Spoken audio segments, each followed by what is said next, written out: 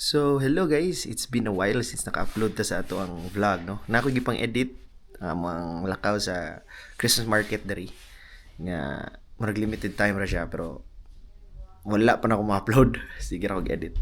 Anyways, life update. Nag-vlog ko ron it's because if you guys watch my previous video, ang first na mga car is ang Toyota Matrix, diba, nga 2009. Na-disgrasya mi ato. And after na mo pag-atog Waterton.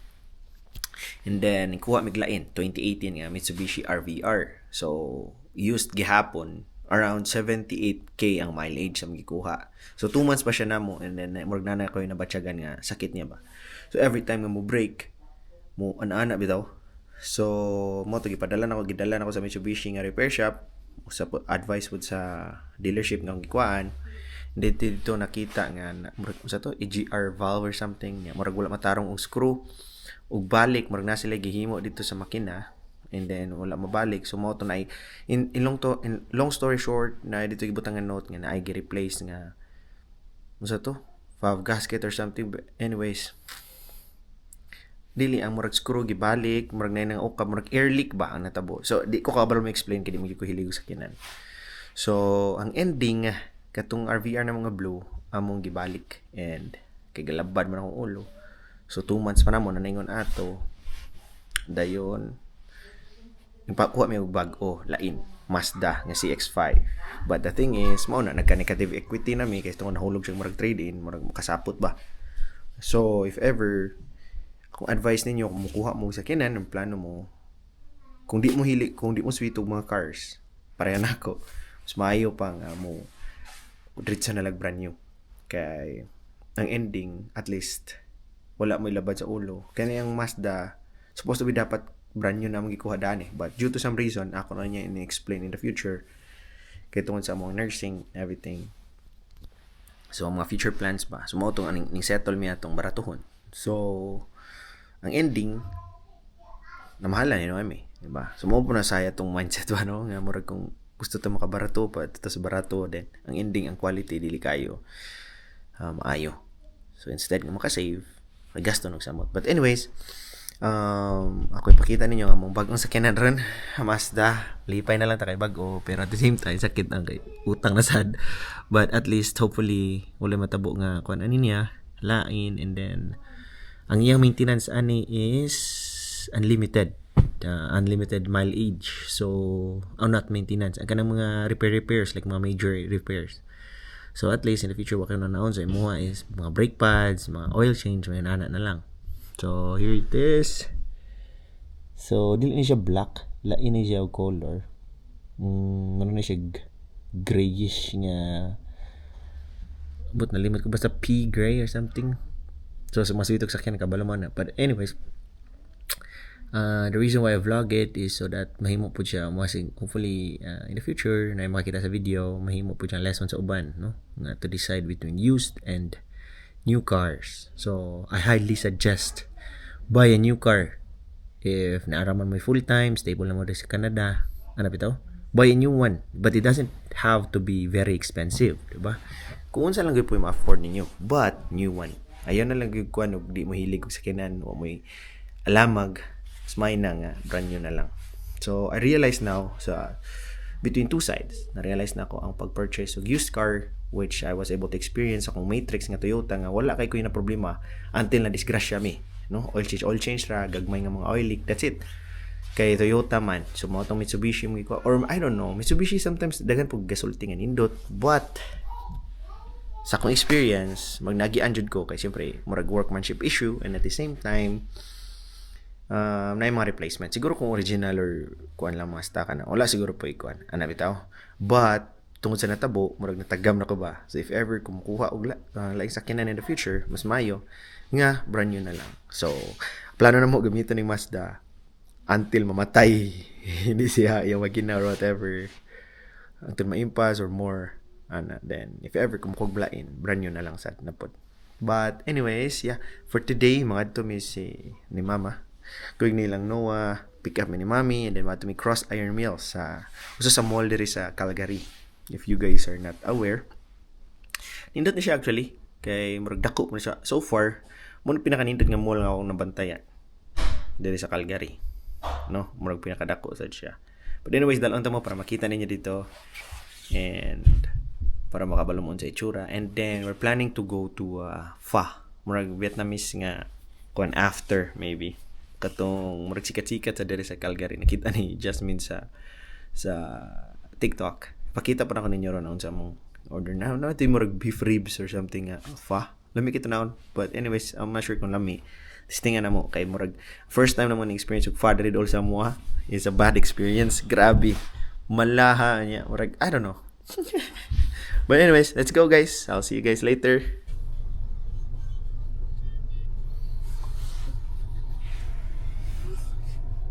So mo yung interior guys. Mura-mura ra pud siya sa RBR. Kadakon, pero mura siya og snug ba. Mura bitaw kanya puston. So yeah, for the record, mo gini ang pinaka first na mga brand new na sakinan so far sa among tibuok kinabuhi. So yeah, indot ang baho or something. After ani for sure sink in ang tanan, sink in ang tanan kabago ang kuan. Then ang mga utang mo sink in sad. But anyways, at least so far na peace of mind kay unlimited ang mileage nga may repair if ever sa Mazda. Siguro kay ga take pride gid sila nga reliable jud ang car. So nako ilag salig ba nga very slight chance ang mga tao mo add to for repair ana bitaw. So I believe mao na siya same sa Toyota inana. Kaya mong plano ato RAV4 man tani RAV4 or CRV. But since ang dealership na mo nakuhaan is ang agent is from Mazda, so Mazda na lang. Kaya niya, so far ang akong migo sa una inani ya sa kanan niya. Nindot ang yung feedback ani. Kaya ang Mazda daw mura na pud siya og kanang Toyota in terms of kuan sa mga parts, sa reliability. Mga matupong-tupong na dyan siya ba? So yeah, muna lang sa naman gikuha. And yeah, so far nindot ra po siya. Habog ra po siya. Morong pong apas na mo. Kung itong gikon si Jasmine nga, sedan na lang. Yung siya nga nag-sedan. Igamay, mubo. So kanina lang. So we're just waiting for mami na lang. Karon na namin sa iyahang workplace. Pick up na mo siya. Buta ning nuwa si 6767. Na siguro meaning nga na 67. So yeah, mamuna na siyang pick up on then madto namin sa Cross Iron or depende kung asa mi ani, pero so far Cross Iron ang plan. Alrighty. So we're here guys, na namin diri sa Cross Iron Mills. Galit ko yun. Galit naman. Pick up na naman si mami. So kani siya medyo layo na yung mga 30 minutes away sa among place. Dayo nakatungfa nga akong ginaingon gay na 30 minutes away from here. Layo gid po day. But anyways, mayroon pa para ma-break sa nato niya si Gray. Oh, Gray na ang pangalan niya guys. Kasa knockdown ang among busing. Busing. Ang naong sa busing ay ang gikuan sa naong sa busing. Karon kapi ni busing. Busing. Babu. Ikaw, tanawa guys ha. Kana karon kapi ay. Pam. Libat jud kayo. Libat kayo si busing ni Basta Mami lagi busing. ni. Nagbasa-basa na siya. Alright. Muni po kawon guys, yung lakaw namin. Let's go.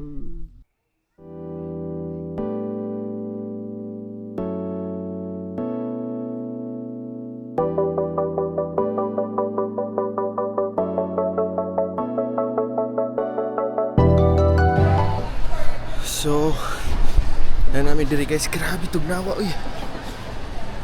Bisag ang mga puti, ginatugnaw po good. Grabe tugnaw kayo ron.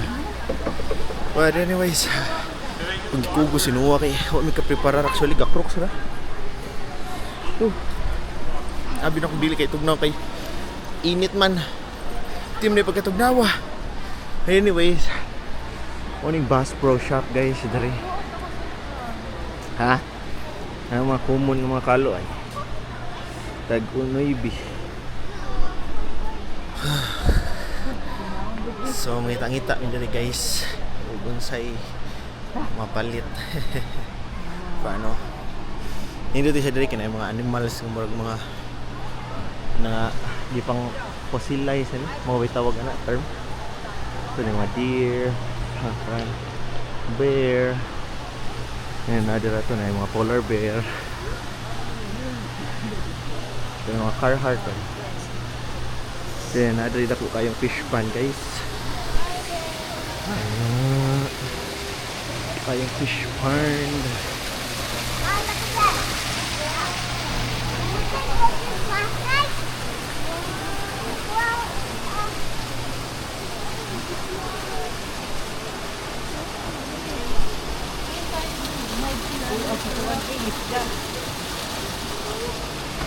Kanhi ka kaya to man? No?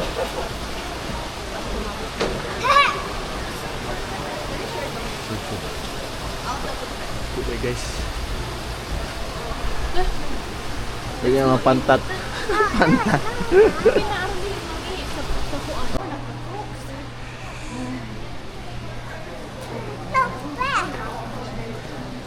Life size begini ba guys?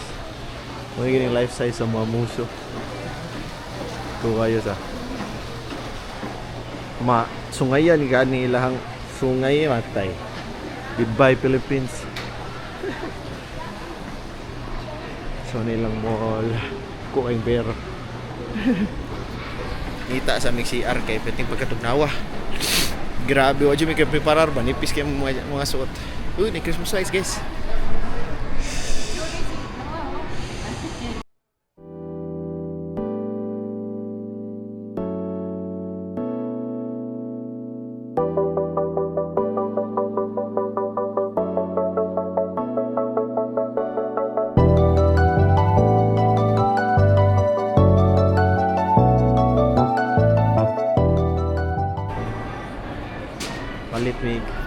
Palit mig Uncle Tetsu guys. So if you guys wondering, dahil ako ginagamit ron isang 5 Pro DJI Action 5 Pro. Wala nang nagamit sa Ultra. Kaya I don't know, I find it easier kaning Action 5 Pro kay siyempre camera na nadire, dili na ka mag flip diba? I don't know, I'm thinking kung ako siguro itong iuli sa Amazon, pwede pa man to siya i-return. Palit kong Ray-Ban Meta, I don't know. Siya ka nalawas sa bear. Tangan niya staff sa sulod. Oh, Pwede ikaw amili mo sa isa. build a bear.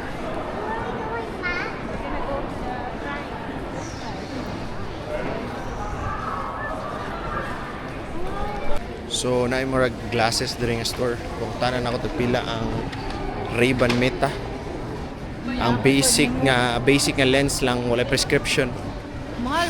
500 something niya plus prescription pa mas mahal. Kasi I was thinking balik na lang tong Ultra then mapalit og Ray-Ban Meta, di ba? But so far more expensive ang Ray-Ban Meta. Ang nakalamin lang sa Ray-Ban Meta, imuha yung POV kay diri mo gid sa Monte Paragon sa imo yung mata ba. Compare sa Ultra nga diri sa chest o sa cap sa hat.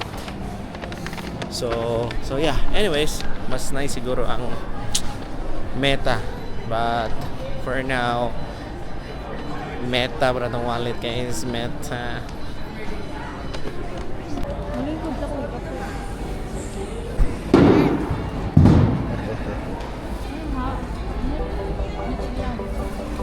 Libre mi ni Mumay.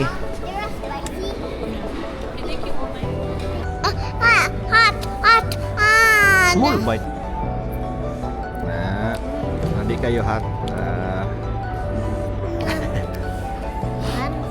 Tusok kasi yung steak.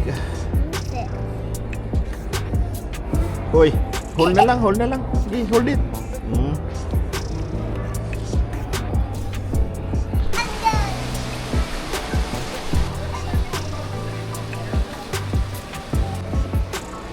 Hold properly.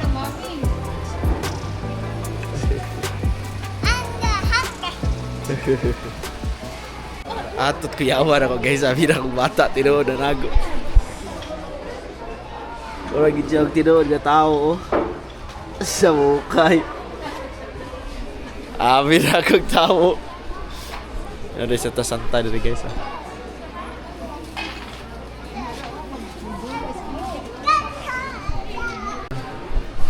$21K. Grabe, bro, mga sakyanan ng price po. Sila yung bro kargahan sa likuro. Bagay ni siya kung naka sa countryside ba. Diba? Kaya tag-as kayo yung mga inektarya ang inyong balay. Hektarya ang balay. Gamit kayo ni. Pagkakatog ng kahoy.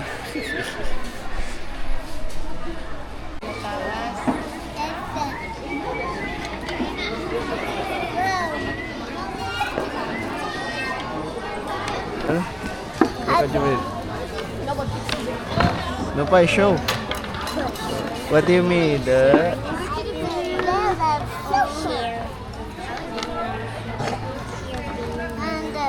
you wanna color the face one? What are you making? A switch too. I'm making a witch. Lala, look what yours.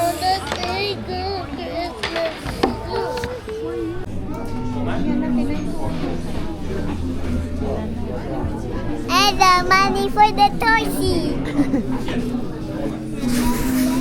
So, tinuod yun guys, kaning isa to, Mr. Q nga pa. Daghan siya siyang tao. So, ito na puno, linya. Or maybe because dinner rush sa to. So, time check, 7:19 miniyan. Nalayo dyan siya. Pero, let's see. Adjustment. So guys, taray lang mga menu. Lami kayo guys. Muna yung gusto. 1B. 1B natin. 1B. $24. Pero dako ni siya guys. Nabot siya yung nanan. Pero dako nga. Mura Godzilla. Oh, BBQ seal. Fast. 60. Dakan po. Nabot sila dito yung mga drinks. Nabot yung mga rice o mga fried rice. Wow! Ano na yung order guys? Dugay-dugay yun na human. Ang lata ang baka.